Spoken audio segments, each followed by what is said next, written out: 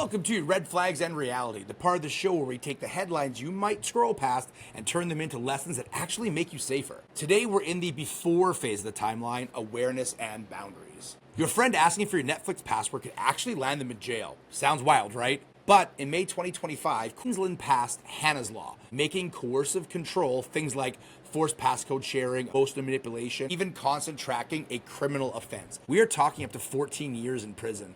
And it's not just an Australia thing. In Canada, where I live, coercive control has been recognized as family violence since 2021. That means courts can issue restraining orders or even change custody when those patterns show up. And here's the part we don't like to admit. Abuse rarely starts with a punch. It starts with small stuff that gets brushed off as caring. I just want to know where you are. You can trust me with your phone. It's no big deal. But those no big deal moments are often the setup for bigger control.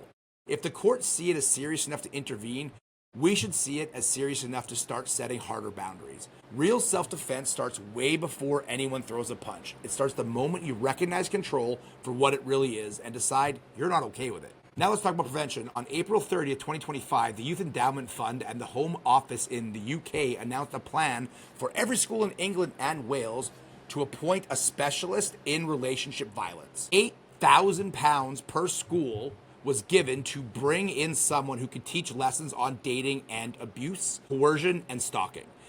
Are working.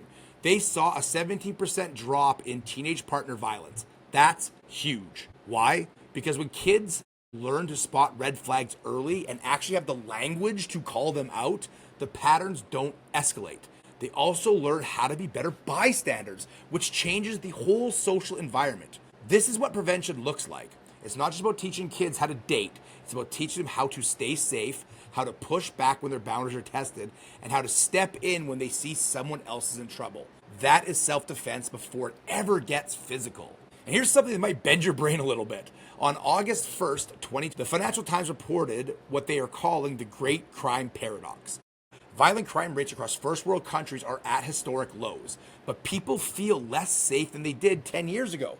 That's the paradox. So what's going on? Sensational headlines and constant social media outrage make rare events feel like they're lurking around every corner.